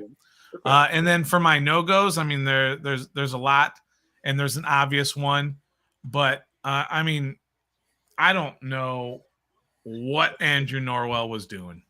He was putrid. But my other no-go would be Tennessee. They are a putrid team, and I can't believe we didn't beat them. They are horrific. It was really bad. They are a horrific football team. I can't believe they're 3-2. I love Commandalorian, by the way, chatting with all the Super Bowl wins. We got Ricky Sanders in there. We got Darryl Green. So Art Monk. Yeah, wish we had those kind of players still on the team. I do think that we still have some good players. Namely, these two behind me here were really good. Jonathan Allen, another strong game. EP taking Sweat on the board. I said it right beforehand. No one took me on my my dollar because apparently it wasn't juicy enough. But I knew Sweat was going to get on the board there for a sack, and he got on the board. You got two, twice. I believe, right? Yeah, absolutely, two there. So how about you, Trev? You got a no go? Yeah, besides not well. Not well. I love that. Just the offensive scheme. I mean, it's just Scott Turner. Scott Turner, then yeah. It's just we're boring. We have the weapons to be explosive, and we're not. We're predictable. We don't score points, and then when we have a chance to score points, we're bonehead about doing it. So it's just the offensive scheme is lack thereof for me on this game. Yeah, I think that Scott Turner absolutely should take a lot of the blame there on that goal line failure. Wentz ends up getting the bulk of the blame, and people are going to remember that, even though, again, he had a fairly decent day. But don't put the man in position to fail then, Scott Turner. You know who the hell Carson Wentz is. In the end, you got, again, only 6 targets to Terry McLaurin. Yeah. Like what are you doing? So it's just not good. Is Terry not getting open, or is Carson not looking? Nah. He just never developed that rapport with him yet. Yeah, they're still waiting on that. And Terry talked about that too. Yeah. It's just one of those things, man. Yeah. I mean, like, when you're watching certain teams, I know, the defensive coordinators know, defensive players know, everybody in the country knows that Stephon Diggs is the best wide receiver in Buffalo, and they're going to throw him the ball, and they still throw him the ball. Yeah, Jamar Chase, same thing. I watched the Minnesota game, Minnesota-Chicago. Justin Jefferson got like 6 catches on the first drive of the game. Mm-hmm. Chicago knows Justin Jefferson is going to be the target of Kirk Cousins, and they can't stop him. So you got to figure out a way to scheme Terry open and throw the ball his way. My idea still stands here. If you guys want to take this to Redskin Park or Commander's Park and just say 9 offensive linemen, Terry out wide, Carson in the back that would be something. Terry. Throw it to Terry every time. He'll get open. Trust me. He'll work it. I think EP says he has been get open. I think that he has. I do agree with Doug. I think defenses are still shading to him, which is why you see Curtis Samuel and Jahan Dotson and these other wide receivers getting a chance. But now they're actually able to make some plays. I do think that we'll need to see there. Shout out to Jonathan here with a $4.99 donation. Again, Super Chat is always open. We appreciate these. He says Carson was looking at Terry before he got bumped off his route. Then he snaps his head towards JD. The spacing was just terrible, and they were too close. Again, Scott Turner just called a horrendous offense. I'm going to go different with a no-go. I'm going to go with the guy who maybe pulled himself out or maybe got benched, but you are the highest paid player on the defensive side of the ball. Either way, it's not good. Mitch talked about it as well. You're my no-go. Like, it's just not, we need to see more. And I know that Jack Del Rio is partly to blame for this. Okay. Because we have seen William Jackson look good, but he's not being played right. And he's not looking good all the time. And you're just getting paid too much. And now you're going to be sitting on the bench. So just not happy about that situation. Now, I will say, let's lock it up with some Benjamin St. Juice. Happy to see him get on the field more, but come on, man. William Jackson III, you're my no-go. Gotta do better. We got a fan segment. He's got a back injury, you guys. Yeah. Okay. We'll see. We'll see where Carson Wentz injury. He ended up on the injury report. Yeah, just right shoulder. Like Stoner said. Stoner called that one. We'll talk about that on Wednesday's show as we preview the Bears. But let's go ahead and pay up on our dollars here, because I made some money yesterday. I know I did. I don't know that I did. I tried to sneak some easy wins for myself. I mean, those were the worst bets in history. They're not the worst bets. They were smart bets by me. It's just that nobody took two them. People. Because they weren't good bets. All right, I would like to say that the winner of the Guess the Score contest. All right, anyone? I was close, but this guy right here. Did you say 21-17? No, I said 23-21, but that's the closest I got. Okay. I had 20-17. What are you talking about? What? I took 20-17 for the Titans. I was 1 point away. I don't have you on here, so if you listen back to the tape, I said 20-17. Go watch the film. Go back and watch the film. I didn't want to be right, folks. I did not want to be right. I know you even chimed in and said I picked the Titans, but here at the stadium, I feel like it's going to be different. The energy was there. I'm telling you, the energy was at the stadium. They do it to you every time. It happened to me every time. I knew we were going to lose, but when I got season ticket holders now again. Like, oh, we're beating Philly. I'm at the stadium. I'm hammered. Everyone has a good time. Everybody's here. We're definitely going to win. They do it to you. I don't know what it is about this team, but they do it to you every time. It's called energy. That's why we love sports. It's actually why we love. I'm fired. I get it. I'll go back and listen. Hey, Stoner picked against the team too. I get it. I never do, you guys. I did not put money down against the team. I did not put actual money down. We just gave our score predictions. My score prediction was 20-17. Call Riverboat for this one. It was too late. We didn't get it in on time because it would have gone our way. Would have gone my way. So you can't have that. But all right, here we go with the rest of them real quick. Let's get this in here and let's get to that. We got to get to those Ron Rivera comments again because that is just. Stoner said that Brian Robinson would have plus 10.5 carries. He had 9. So Trev and Nathan both won that one. Yep. I told you you're going to go into that last drive and you're going to be like, just give them like just one more carry, one more carry. Yeah. Trev said that Washington would have 2 interceptions. They haven't even had 2 interceptions all year in 5 games. I'm gonna keep riding it. Stoner and Nathan went against that. Stoner and Nathan said Tennessee would have 100+ rushing yards, which they did. So Trev lost that one. Thanks. There's one here that I don't know what it is. I can't understand my writing, so maybe if you guys remember. And all right, I was supposed to go back and listen to it and see what it was, but I never got a chance. Nathan said that Washington 1.5 less than TO. That's all I got. And it's Stoner's turnovers? against 1.5. They'd have Washington would have less than 1.5 turnovers. Probably right. Okay. That's what it was. Which so that's was a Nathan win and a Stoner loss. All right. Trev and Stoner both said Washington would have 4+ sacks. Nathan went against that. Trev and Stoner won that one. Happy to see that. Stoner and Nathan both said Washington would have 2+ field goals, which they did not. So Trev won that one. They only had 1 field goal.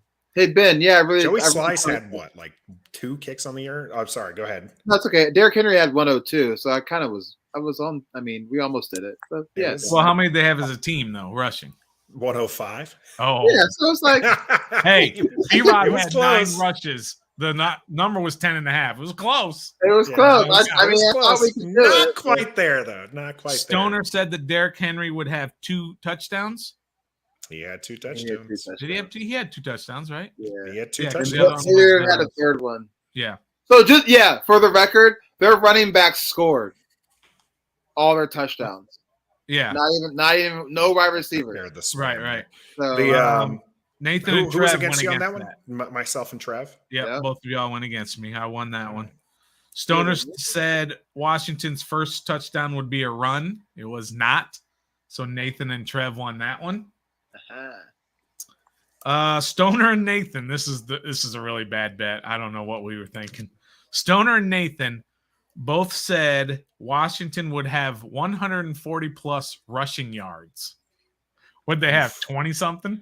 43. 43. So Trev won that one.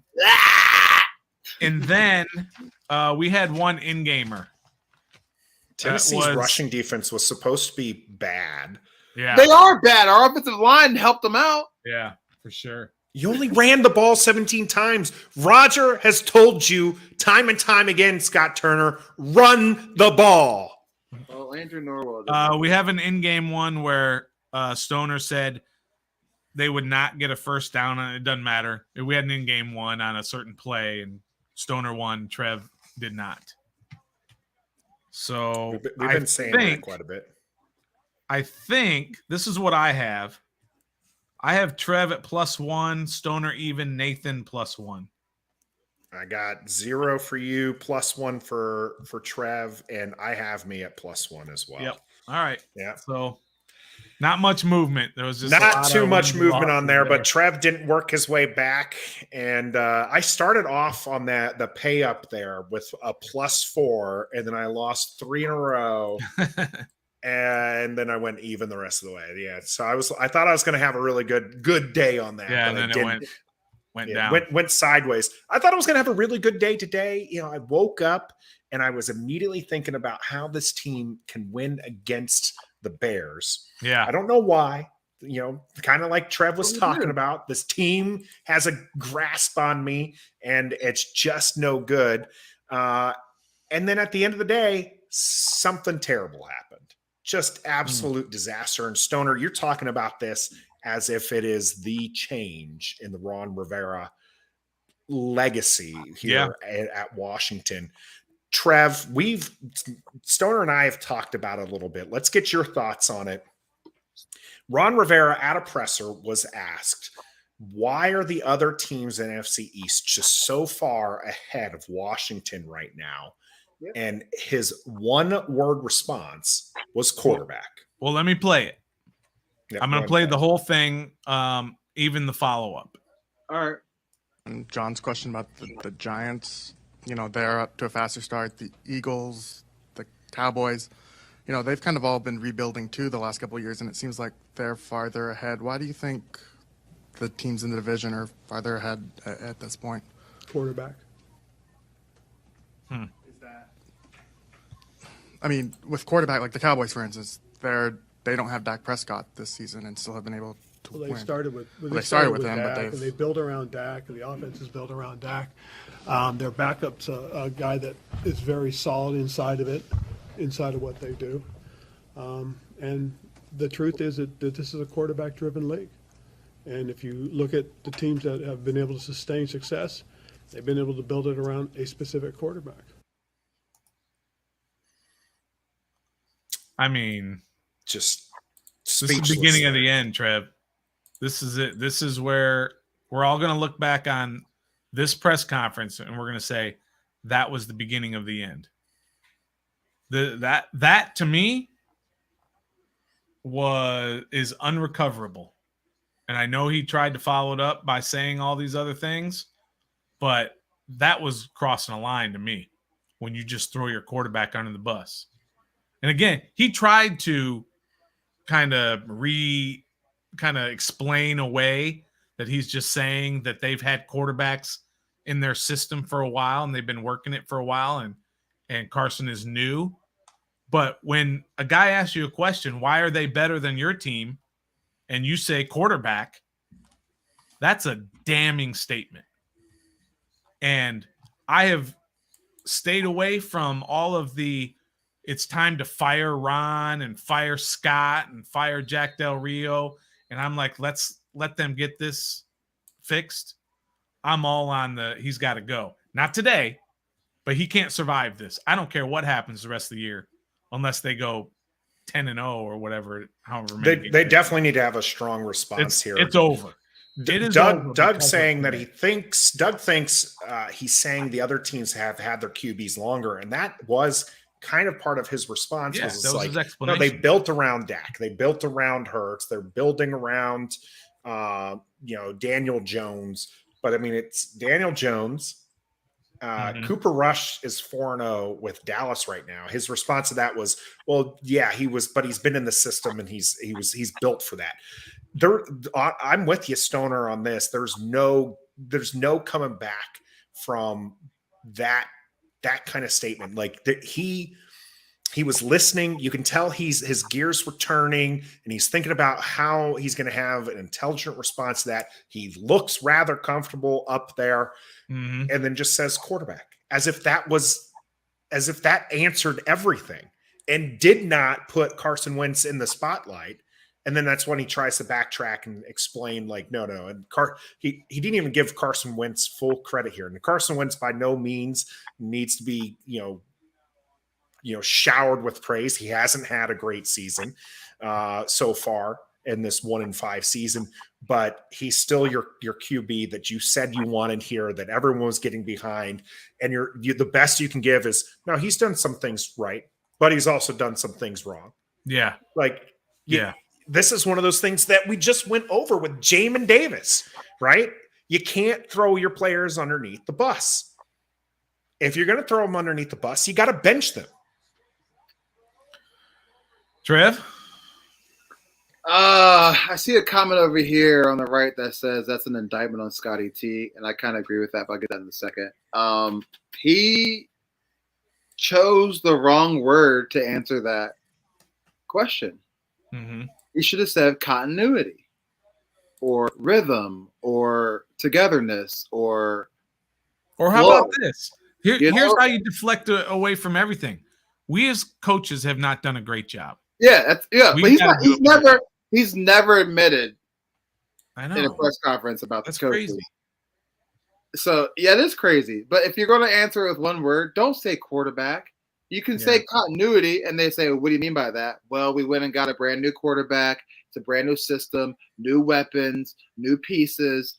Okay, we might say it's BS, but that sounds way better and will cause less of an uproar, and maybe it will cause less of a calling for your job if you say that instead of saying quarterback.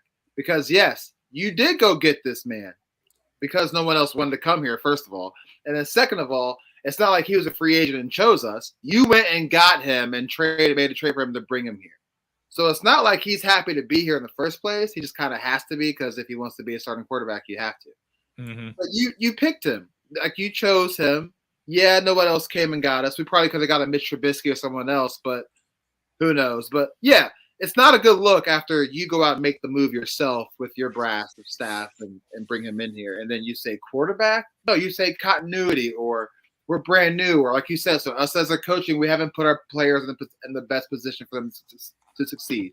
You say that. Even if that's coach speak, that's still something that you've been take your whole career. You've been blowing smoke through all your whole pressers and making us say, what about this? Does he mean that? Does he mean this? And then today you say quarterback, and now look what you've done.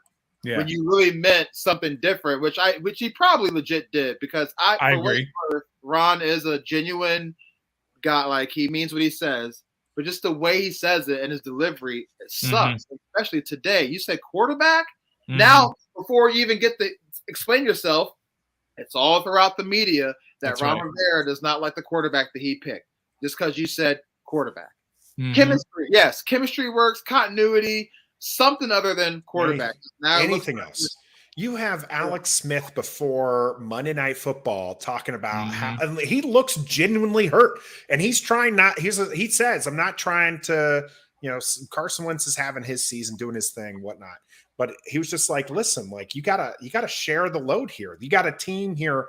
The defense has had let up these big plays time and time again. You have an offense that's just not clicking whatsoever." No. Right? You have a couple big plays. They're exciting, but you haven't seen that consistency. You can't put it all on Carson Wentz. Now, he's not been good. I'm not trying to defend Carson Wentz either. But he's a part of the problem. But you've had now 3 off seasons to build this team and drop a QB in. You picked it. Somebody mentioned, this is Dabble's first year coaching. Daniel Jones is in a new system. And they picked him because he probably fits the system that Dabo is running, not because his name is Daniel Jones. We went and got Carson Wentz because his name is Carson Wentz. We didn't even think about, he could fit the system, because now we're finding out it's too late that he doesn't fit the system right now, or we just can't fit his skill set. And it's too late. We're 5 weeks in. Now it looks like we went and got him because of his name and what he did in Philly before the injury. That's why we got him. We didn't say, did he really fit Scott Turner's offensive scheme? Like, we saw Taylor Heineke run it, but he didn't actually really run it. Half of his success was improvisation. We didn't scheme up to him to run out the pocket and break tackles and die for the pylon. We don't coach that. We coached bad plays, and he saw they were bad plays and improvised on it. That's the only difference.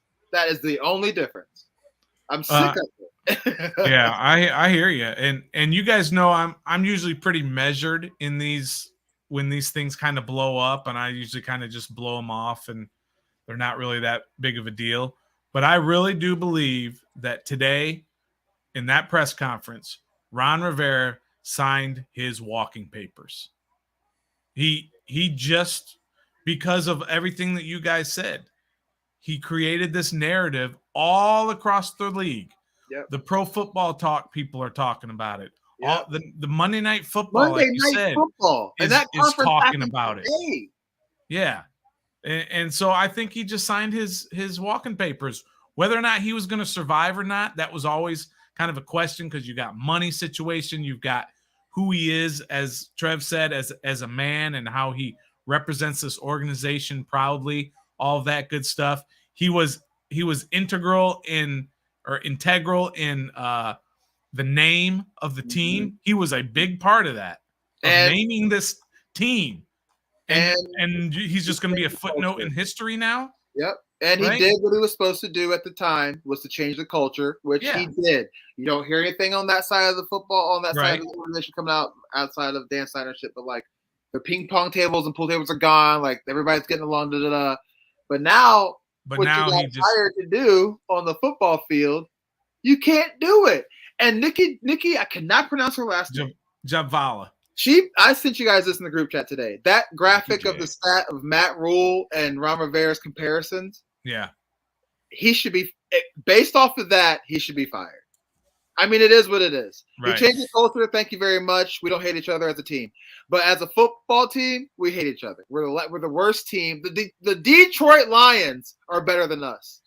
They got shut out last week, whatever, but they beat us. They still beat us. They're hanging in games. They're exciting to watch. They have hard knocks. Like, we are the laughing stock on the field and off the field, and Ron Rivera is not helping that case or that cause. Neither is Jack Del Rio, neither is Marty, neither is Martin. Nobody on the coaching staff outside of Chris Harris, I think, is worth a damn. Well, Ryan Kerrigan's on the coaching staff now. And okay. Well, I want to mention that. He might stay. I do want to mention, since that change, y'all, our defensive line has come alive. I know it's a lot of Jonathan Allen and Deron Payne, but for real, since that change, they've become the strong point of our team again, as they once were on the championship division year. We were 7-9. They're starting to get that relevancy again. They're starting to do what they're supposed to do. So I think that was a smart move. But I'm done with Ron. I am done. I actually think the change came about when Cam Curl came back. That's when the defense started to. The defense has been performing much better with Cam since Curl. But you're right.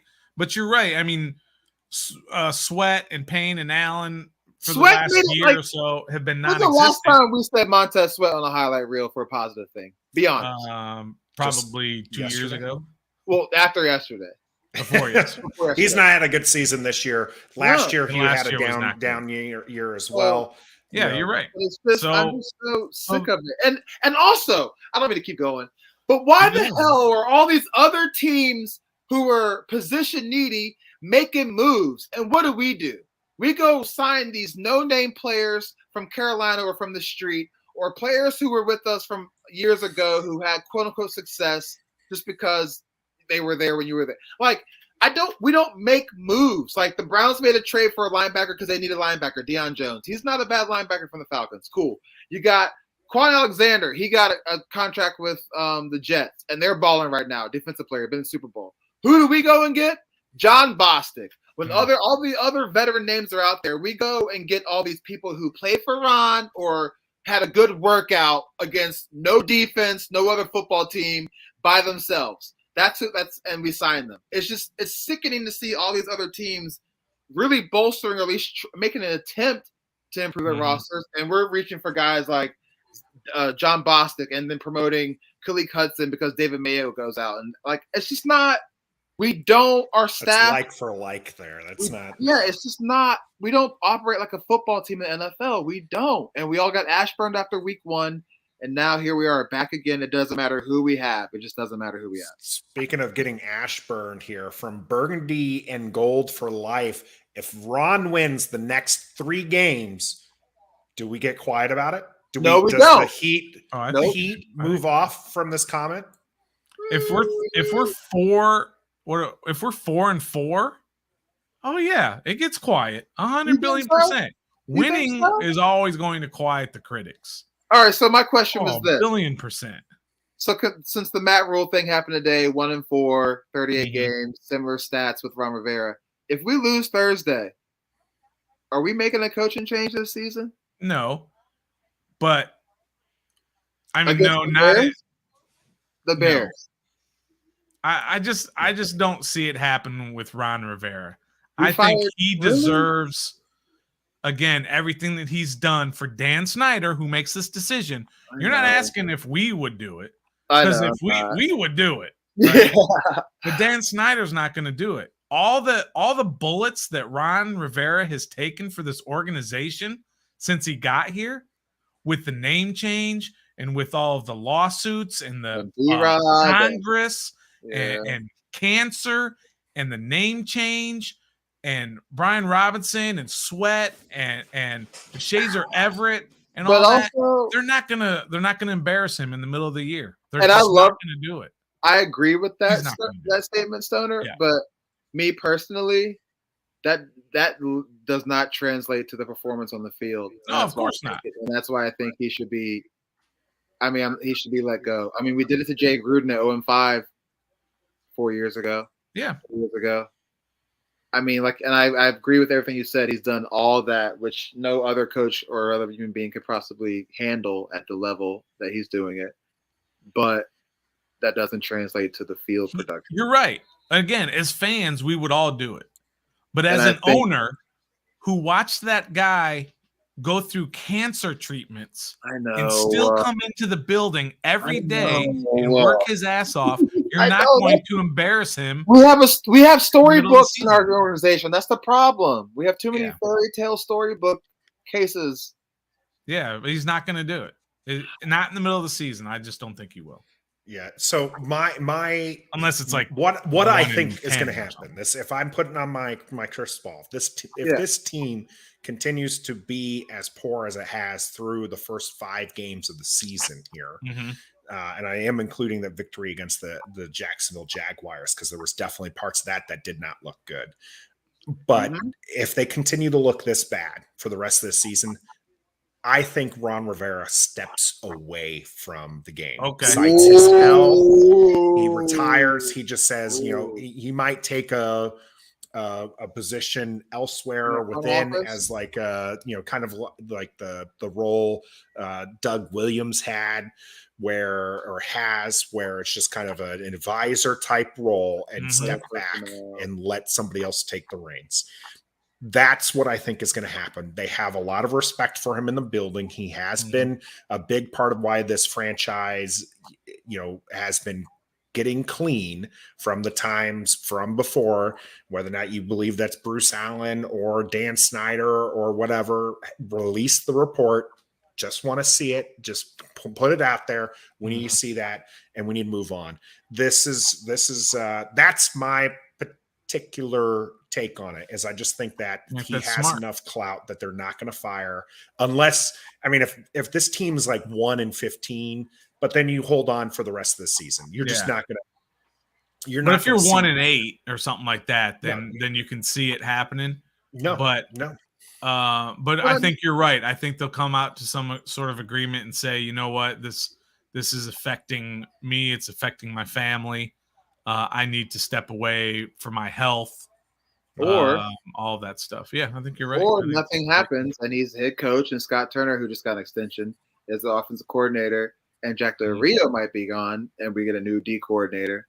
That could also happen too. But at this point in the juncture, man, 3 years of starting off 1-something. Well, he's not going to be here next year. Like Jack I said, unless they go 10-2, whatever. I don't know how many games they got left. What if we go the Carson Wentz route last year, start 1-4, end up 9-8, but also miss the playoffs? Does he stay? Nope. Not after today. No, absolutely not. They would have to go on some magical RG3 2012 run. But look who the owner is, bro, and everything that's said in the press that he says. He'll keep Ron just because we won 9 games and lost 8. That's who Dan Snyder is. If we get to 8 and 9. I think we're having another season of Ron Rivera, and 8 I think 9? that we're 8-9 if we get there. That's a long stretch there. I think we'll keep Ron Rivera, and I think we're going to keep Carson Wentz. And I hate to see it, and I hate to say it, but that's what I think is going to happen there.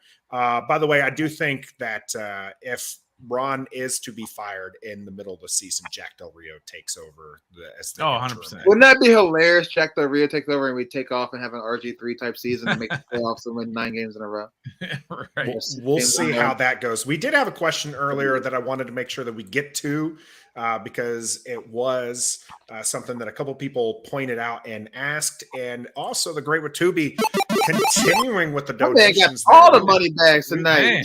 I tell you what, let me give you my address. Come on by. This is a question that even Metaphor had before. I'm going to put up his, and then we'll get back to the great Watubi's. No one anywhere is saying anything about the spot in the 1st and goal. Terry's pass interference was in the end zone. Should have been at the 1, not at the 2. Could have made a difference for a run. Let me Google that. Watubi asks that as well. Why did we get the ball on the 2? Pass interference in the end zone should have been on the 1. And then it said somebody else mentioned it. Down there before. The pass interference was at the 2, right? Like it wasn't. Pass interference was actually it wasn't in the end zone before he got to the end zone, even though he ended up in the end zone. That's why. Yeah, you're right. Yeah. So it was just where the position was. It is absolutely right. If you're pass interference in the end zone, you get the ball at the 1. The refs doing what the refs do to Washington said that no, it actually happened at the 2-yard line, which it probably did.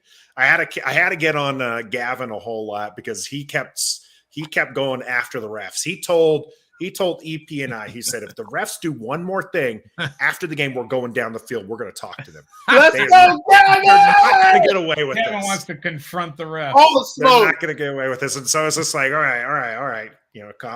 Slow your roll. Like we were in position to win. You can't get mad at the refs. Calls go your way. Some calls don't. Yeah. The ball bounces, as I've been saying. The ball bounces. So miss me with this. We can be 0-5 business. I didn't get to ask you, what was the atmosphere like during the game before the last 5 minutes? Was it a I good mean, game? even in the last 5 minutes as they were driving, that pass interference call, man, we were excited. We were pumped. That's another thing. Yes, a lot of Titans fans were there, and we were on that side of the field. But I still felt like we felt the energy. We felt like we were in that game, that we were going to make those plays. We were deflated when that big pass over McCain happened, right? Oh, but we were pumped when we were sacking. We had 5 sacks. We were getting mad happy. We had people behind us saying, we're going to the Super Bowl as he had the 75-yard bomb, and then that one-handed grab. So like the atmosphere was great. It was good. You know, when you have he bought season tickets. She bought season tickets in the middle of it. My goodness. So yeah, I thought the atmosphere was good. It was good to be around the fans again. I love having our live streams. We will be doing a live stream for Thursday's game, so make sure you check that out here on our channel. But it was good being back at the game. So, you know, EP loves it, and that's why we went ahead and went with that. So, but good times. I want to say good times are coming, but we'll see. Thursday We're gonna feels beat the Bears. all Damn right. it. We'll definitely talk about that on Wednesday. Any lasting comments here for the game yesterday? Tennessee versus Washington. Tennessee won 21-17, or Ron Rivera's presser. I mean, we got to do something about the offensive line, man. I don't know if it's going to get Eric Flowers, which I think is a great idea. That's continuity right there. Well, let me ask you this, though, Trev. On that note, I know we're trying to kind of wrap up, but why is Eric Flowers not here? I don't think we offered him enough money. I think we insulted him with the offer. That's Honestly. Right. So I all think of we a do sudden, that for everybody. Well, they cut him. He was a casualty. Right. They tried to sign him back for less money. And he chose Miami. He did not like the offer that he was given. Same thing with Brandon Collins. All of a sudden, those bridges are going to be mended? I don't know. I did reach out to Jennifer Leno on Twitter. Yeah. And she said she FaceTimes his wife on the regular just because they're friends, but she might take a dime or something. I went back and said, yo, include me on the FaceTime next time because Coach Ray, we need help. Yeah. But I don't know. He is just sitting on the couch, and maybe he doesn't want to come here because he felt insulted. Same with Landon Collins. Right. He's taken the position of the linebacker role in New York, supposedly for, I guess, a vet minimum was reported, and we insulted him with the contract. So that goes back to my off the field front office staff. It's not great. It's not. It is not. We don't know. Just based off reports and free agency and moves and people who choose not to come here, it's not. We don't have. And I know Dan Snyder is in our crowd, but like he's not the one making deals.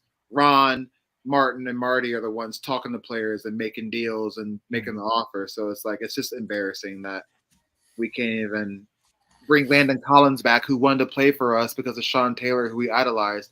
And then he makes a comment, should have never left New York. That's bad, bro. Like, that's just bad. That's bad.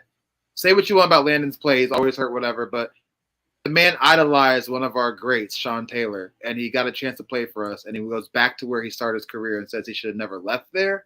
Mm-hmm. I mean, that's also what you say when the team signs you back, too, right? Like, yeah, you do. But, I mean, that's part of that. Just you have to say it. Say good things about.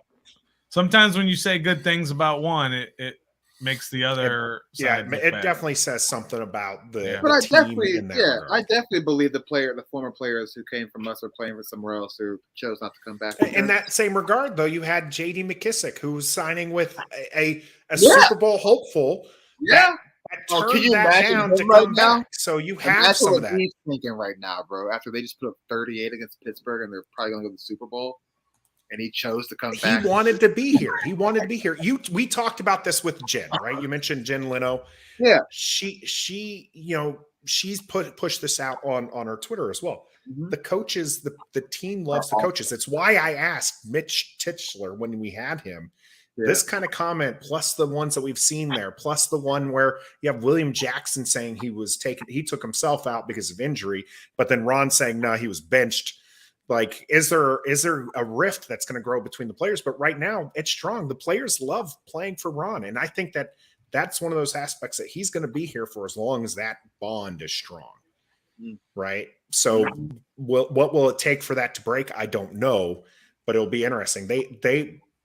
The coaches are good to the players, and I think that people would want to play for Ron. Now, does that mean we're going to get a lot of ex-Panthers, right? Are we the Commanthers?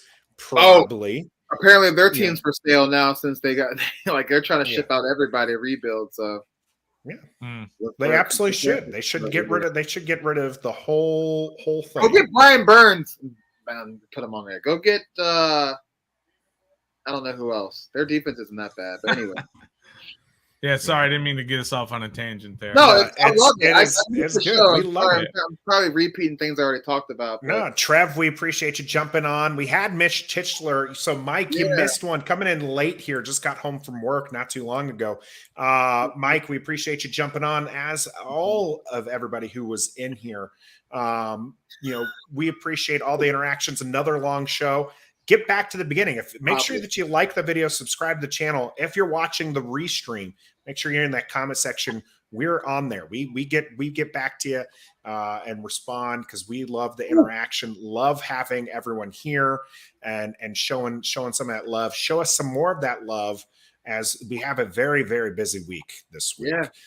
Tuesday, we have our Washington Capitals preview video that's going to go out. Wednesday, we have our live stream right here on Facebook, YouTube, and Twitter at 7:30 live. Probably going to be a long one for that as well. And on Thursday, it is Washington visiting Chicago against the Bears. We will be providing you live y'all thought last Thursday was a boring game? Wait till y'all see us on this. I bet you it's going to be exciting. There's going to be something exciting about shootout. it. We'll see. There's always one surprising one, or it's going to be 6-3. Who knows? We'll see. We'll be there live for that back game. On the field for Thursday, out of the booth. $1. Scott's on the field. I absolutely agree. I think he's on the field. Oh, really? Yeah. Okay, I'll take it. I don't think he will. He'll be back up in the booth. And also, real quick, Jahan Dotson said he can't put a timetable on his hamstring. Should we be worried or not? Yes. He said he doesn't want to come back till he's fully healthy. Yes, be worried. I'm not worried. We'll see him in December.